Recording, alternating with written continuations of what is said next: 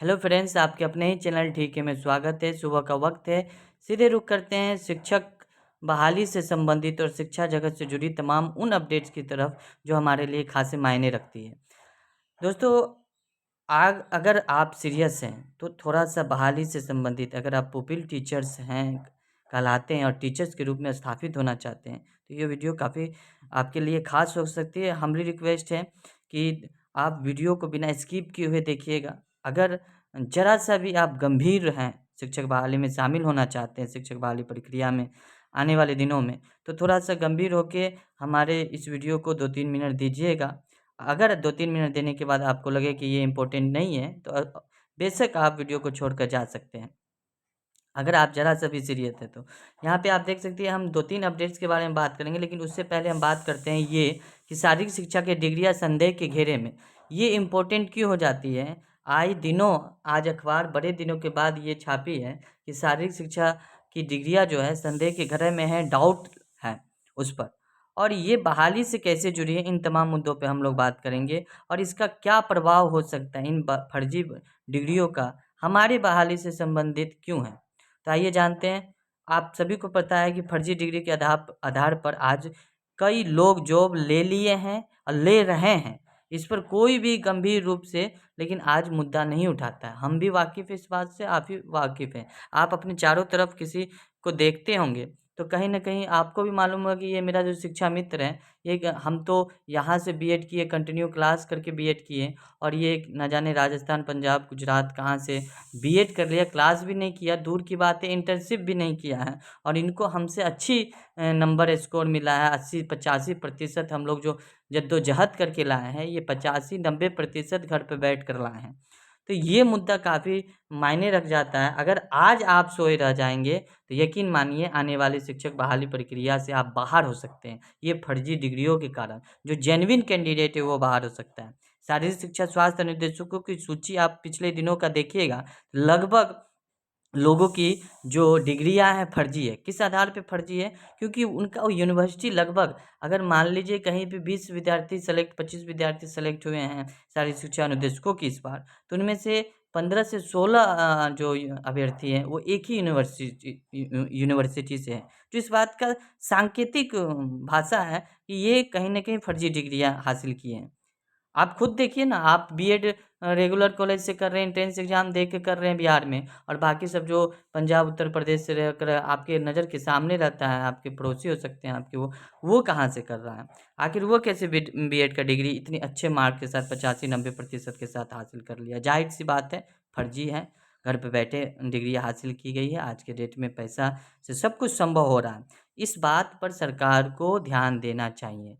हम सभी को, जितने हम सभी यूट्यूबर्स हैं, सोशल मीडिया प्लेटफ़ॉर्म चलाते हैं, ट्विटर हैंडल पे या प्रमुख सचिव को ट्वीट करें कि ये इस पर नकेल कसा जाए। नहीं तो आने वाले दिनों में हम लोग जो जेन्युइन कैंडिडेट हैं हमारे जैसे, वो बाहर हो जाएँगे। ये जो हमारी बहाली से कैसे संबंधित है, आप सभी को पता है कि फर्जी डिग्रियाँ कैसे संबंधित हैं। आज लोग इस मुद्दे को हल्के में लिए हैं। आज आज शायद ये भी हो सकता है कि मेरा ये वीडियो सुनने के बाद ये फिर भी वो बहुत सारे अभ्यर्थी गंभीर ना हो, परंतु जब आने वाले दिनों में, आने वाले कल में हमारी बहाली पर ये फर्जी डिग्रियाँ असर डालेगा, तो हम सभी को समझ में आएगा कि यह कितना इम्पोर्टेंट मुद्दा था, जो हम लोग इग्नोर करके चले। और कहा जाता है कि अब पछतात होत क्या जब चिड़िया चुग गई खेत। अभी समय है, समय रहते अगर सँभल जाते हम लोग इस मुद्दे को गंभीर से लेते हैं, तो वाक़ई एसटीटी 2019 की जो बहाली होने वाली है, वो बिल्कुल पारदर्शित तरीके से होगी। आपने छठे चरण का हाल देखा। अभी जो शारीरिक शिक्षा की नियुक्ति पत्र जो 28 को मिला, उसमें आप देख लीजिए अखबारों का ये प्रभात खबर पेज नंबर 9 का है, शारीरिक शिक्षा की डिग्रियाँ संदेह के घेरे में है। तो कहीं न कहीं हम सभी को इस बात पे ध्यान देना चाहिए, इसको हल्के में नहीं लेना चाहिए। जो भी जेन्युइन कैंडिडेट अगर वो बाहर हो जाते हैं, तो ये किसी भी लिहाज से सही नहीं है। थोड़ा-सा डिटेल्स में पढ़ने के बाद इसको आपको आगे डिटेल्स में हम लोग पढ़ेंगे कि बिहार शिक्षा एवं स्वास्थ्य निर्देशकों को नियोजन इकाईवार नियुक्ति पत्र जारी किए जा रहे हैं। हालाँकि जिन अभ्यर्थियों की शारीरिक शिक्षा से संबंधित डिग्रियाँ अमरावती से जिले से जुड़े कॉलेजों की है, उन्हें अभी जाँच पूरी होने तक का इंतजार करना पड़ेगा। दस्तावेजों की जाँच के दौरान पता चला कि अमरावती के कॉलेजों की तरफ से जारी डिग्रियाँ महाराष्ट्र में मान्य नहीं है। देख सकते हैं आप। इस पर नियोजन इकाइयों में शिक्षा विभाग से परामर्श मांगा। शिक्षा विभाग ने निर्देशित किया है कि वह वेब पोर्टल पर जाकर उनके दस्तावेजों की वैधानिक खुद परख ले, इसके बाद ही डिग्री को मान किया जाए। तो यहाँ सिर्फ महाराष्ट्र के अमरावती या कॉलेजों की बात नहीं है, ऐसे कई कॉलेज है राजस्थान, गुजरात, भोपाल, आंध्र प्रदेश में, जो घर बैठे एजेंट के द्वारा डिग्रियां अभ्यर्थियों को दिला रही है पैसे के आधार पर।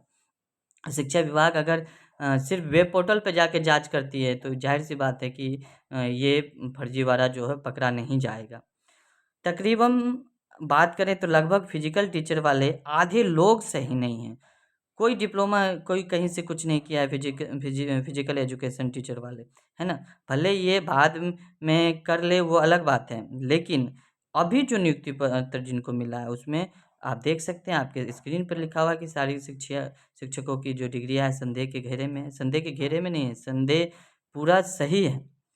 अब होता क्या है, आप सभी को मालूम है कि आप अपने घर पे बैठे हैं, आपको एजेंट कंसल्ट करेगा या आप उससे कंसल्ट करेंगे और वो एडमिशन आपको करा देगा उस यूनिवर्सिटी से, यो गुजरात के हो, आंध्र प्रदेश, भोपाल के हो, कहीं के भी हो, वो प्राइवेट यूनिवर्सिटी से आपका एडमिशन करा देगा। ठीक है? आजकल तो पैसा फेंकिएगा तो सरकारी यूनिवर्सिटी भी में एडमिशन आपको घर बैठे हो जाता है ना? मैं नाम नहीं लेना चाहूँगा, लेकिन ऐसे आपके आसपास भी आप ध्यान दीजिएगा अपने शिक्षा मित्रों को कि कहाँ से बीएड कर रहे हो, तुम तो घर पे हो, तो वो आपको बताएगा। सब एक ही जगह से करवा लेते हैं एडमिशन, हम सभी को पता है। और जब लिस्ट बनती है तो एक ही यूनिवर्सिटी का नाम आती है, और इस बात को हम लोग को गंभीरता से लेना चाहिए, सरकार को गंभीरता से लेना, बहाली प्रक्रिया में जो आला अधिकारी शामिल होते हैं उनको गंभीरता से लेना चाहिए। बिहार टेक्नीशियन सर्विस कमीशन की बात कर ले तो इसमें हम लोग पिछले दिनों देखा भी था कि बहाली प्रक्रिया में और काउंसलिंग में ये स्पष्ट दिखा था कि एक ही जगह से सब कोई डिग्रियां हासिल की हैं। तो इस बात पे एक्शन लेना चाहिए था सरकार को या वहाँ के शिक्षा पदाधिकारी को, लेकिन सब मौन है। एसटीईटी में 2019 की लीजिए, जिसमें अभी जो फिजिकल टीचर वालों को नियुक्ति पत्र मिली है, इसमें जमकर धांधली हुई होगी। अभी तक कुछ पता नहीं है कैसे सरकार बहाली की प्रक्रिया को सख्त करेगी। सेंट्रलाइज्ड बहाली प्रक्रिया की बात कर रही है सरकार, लेकिन पारदर्शिता अगर 100% हो तो जेन्युइन कैंडिडेट जो मेहनत करके 70, 75, 80 लाता है, वो बेचारे बाहर नहीं होंगे। अब यहाँ बहुत सारे दोस्त कमेंट करके पूछते हैं कि सर आने वाले बहाली जो है एसटीटी 2019 7 पे, इसका कैसे होगा, किस आधार पर बहाली होगी? तो दोस्तों बताते चले, एकेडमिक पर हो सकता है या आपका एसटीटी मार्क्स पे भी हो सकता है, लेकिन अभी ये कोई ख़ास कहा नहीं जा सकता कि आखिर होगा क्या। जब तक लिखित रूप में नहीं आती है तब तक ये कोई चीज़ पे 100% कहना सही नहीं है ना? कोई भी पॉसिबिलिटी हो सकती है, किसी की भी प्रायिकता ज़्यादा हो सकती है एसटीटी मार्क्स के भी, एकेडमिक मार्क्स के भी। लेकिन अगर एक पल के लिए मान लें कि एकेडमिक मार्क्स के आधार पर बहाली होगी, तो कहीं न कहीं फिर वही धांधली होगा, क्योंकि हम लोग रेगुलर कॉलेज से या जो रेगुलर कॉलेज से एंट्रेंस किए हैं, बीएड किए हैं या डीलेड किए हैं, बीएड किए हैं, तो उनका जो है किसी तरह 70, 75, 80% आया होगा। लेकिन जो बाहर से डिग्री हासिल किए हैं, बीएड किए हैं, उनका अभी सभी का देखिएगा 85, 88, 90, 91 ऐसे मार्क्स हैं। तो ज़ाहिर-सी बात है जब काउंसलिंग प्रक्रिया होगी तो ये लोग बाजी मार जाएँगे, क्योंकि इनका प्रशिक्षण एक जो है वो मार्क्स बहुत ज़्यादा है। तो हम लोग ऐसे इम्पोर्टेंट इश्यू पर बात नहीं करते हैं। इस इम्पोर्टेंट इश्यूज़ पर सभी यूट्यूबर्स को बात करना चाहिए।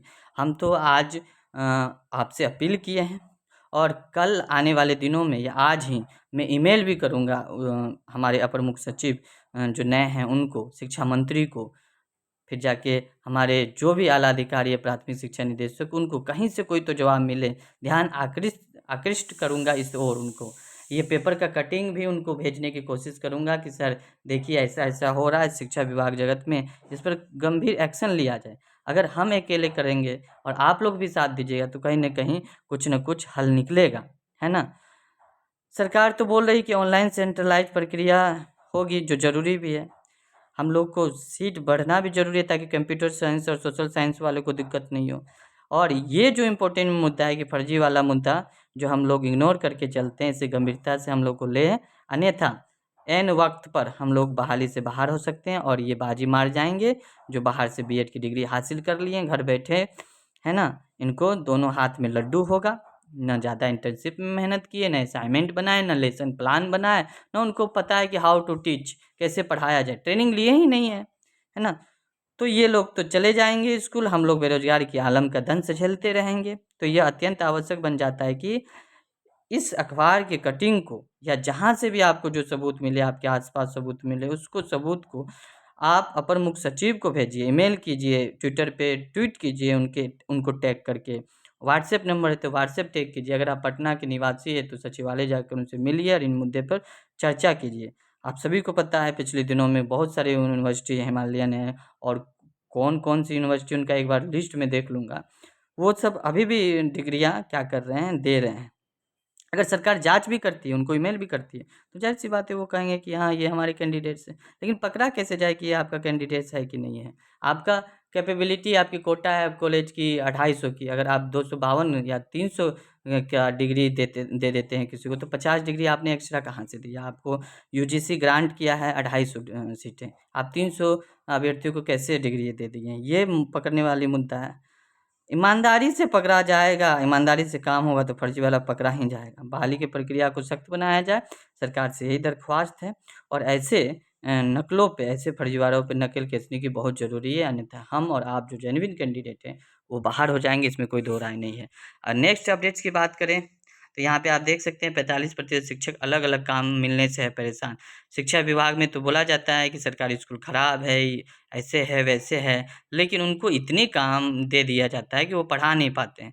जाति जनगणना में टीचर को शामिल कर दिया जाता है, मिड डे मील का प्रभार दे दिया जाता है, ऐसे अन्य काम है। कभी-कभी पिछले दिनों में आप देखे थे एक टीचर बोरा बेचने के काम में लगा हुआ था, मिड डे मील का कि बोरा बेच के सरकार को पैसा दिया जाए, उसका आँकड़ा दिया जाए। अब उर्दू शिक्षकों की नियुक्ति के लिए बन रहा है ड्राफ्ट, ये अच्छी खबर है कि आने वाले दिनों में उर्दू शिक्षकों की जो बहाली है वो होगी। ड्राफ्ट बन रहा है, प्राथमिक से लेकर उच्च माध्यमिक स्कूलों तक के स्कूलों में उर्दू शिक्षकों की बहाली के लिए शिक्षा विभाग ड्राफ्ट तैयार किया जा रहा है। इस ड्राफ्ट का निर्माण अंतिम चरण में, दरअसल लागू की जा रही नई शिक्षा नीति 2020 के तहत उर्दू शिक्षकों की नियुक्ति की जानी है। इसको अगले वीडियो में डिटेल से पढ़ेंगे। अब तब तक के लिए, अभी तक के लिए धन्यवाद। आपसे हम्बली रिक्वेस्ट है कि आप हमारे चैनल पे नए हो तो चैनल को सब्सक्राइब कर बेल आइकन प्रेस कर दें, क्योंकि आपका ये सपोर्ट ही हमारा हौसला अफ़ज़ाई करता है और हम वीडियो बनाने के लिए तत्पर रहते हैं। दोस्तों, दिल से धन्यवाद।